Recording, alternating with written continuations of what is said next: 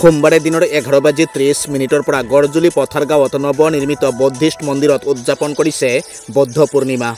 উল্লেখ্য যে আজি বৌদ্ধ পূৰ্ণিমা উপলক্ষে আজি বৌদ্ধিষ্ট মন্দিৰসমূহত অনুষ্ঠিত কৰা হৈছে বিভিন্ন কাৰ্যসূচী।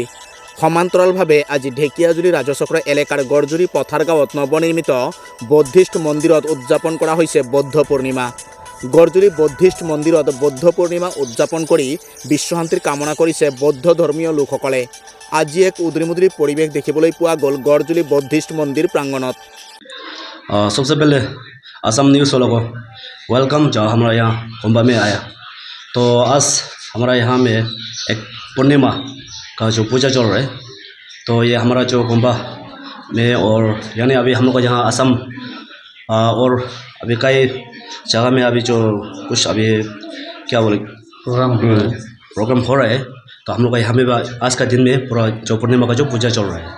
ধন্যবাদ জ্ঞাপন কৰিছোঁ আপোনালোকে আজি আমাৰ বুদ্ধ পূৰ্ণিমা আমাৰ মন্দিৰত আপোনালোকে আহি পেলাই উপস্থিত হৈছেগৈহি। আৰু আজি যিহেতু এতিয়া যিটো ইণ্টাৰভিউ লৈ আছে তাৰ কাৰণে বহুত বহুত ধন্যবাদ।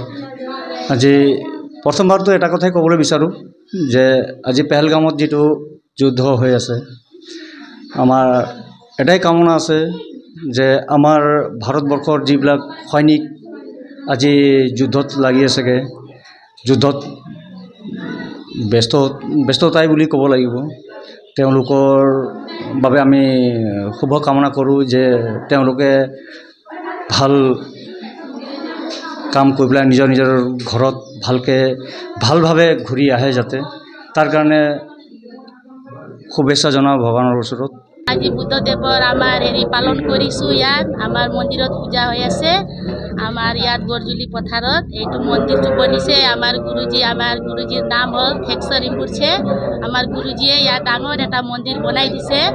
এইটো কাৰণে আমি গুৰুজীক ধন্যবাদ দিছোঁ। আজিৰ দিনটোত আমাৰ যোনটো বুদ্ধ পূৰ্ণিমাৰ দিনটো আজি আমাৰ পূজা চলি আছে, আৰু আমাৰ যোনটো আজি মন্দিৰটো বনিছে, মন্দিৰ আমাৰ গুৰুজীৰ আৰু আমাৰ ৰাইজৰ সহযোগিতাৰে আমাৰ মন্দিৰখন বনাইছোঁ। চৰকাৰৰ পৰা আজিলৈকে একো আঁচনি আমি পোৱা নাই, আৰু পাম বুলি আশা ৰাখিছোঁ। যাতে আমাৰ মন্দিৰৰ ওচৰত অলপ গৰাখহনীয়া হৈ আছে আৰু অকণমান ৰাস্তা আছে 1/2 কিলোমিটাৰমান। এইটো চৰকাৰে অনুৰোধ কৰিছোঁ, চৰকাৰে যদি আমাক অলপ হেল্প কৰে, গৰাখহনীয়াটো অলপ পাৰ বান্ধি দিব লাগে, আৰু ৰাস্তাটো অলপ 1/2 কিলোমিটাৰমান আছে। এইটো ৰাস্তাটো অলপ কেঁচা আছে। এই ৰাস্তাটো আমাৰ মাননীয় মন্ত্ৰী আমাৰ অশোক সিংঘাল ডাঙৰীয়াক অনুৰোধ জনাইছোঁ, যাতে আমাৰ এই বান আৰু ৰাস্তাটো অলপ সহায় কৰি দিবলৈ অনুৰোধ জনাইছোঁ। আজি মই নিউজ লাইভত এটা কথা ক'ব বিচাৰিছোঁ। আজি আমাৰ বুদ্ধ পূৰ্ণিমাৰ আমাৰ লামাজীয়ে এতিয়া পাঠ পঢ়ি আছে। বৰ্তমান এতিয়া আমাৰ যোনটো পাকিস্তান আৰু ভাৰতৰ লগত যুদ্ধ হৈ আছে, আমাৰ ভৱিষ্যত আমাৰ সৈনিকবিলাকে, আমাৰ গোৰ্খা সৈনিকবিলাকে নিজৰ প্ৰাণ ত্যাগ কৰিও তেওঁলোকে আগবাঢ়ি আছে। তেওঁলোকৰ ভৱিষ্যতৰ কাৰণে আমি নিজৰ মনোকামনা আমি কৰিছোঁ। এইটো গড়জুলি পথাৰৰ এটা সৌন্দৰ্য। আজি যোনটো এইটো গড়জুলি পথাৰৰ মন্দিৰ বনি আছে, আমাৰ বুদ্ধ ধৰ্মৰ তাৰ পূজা চলি আছে।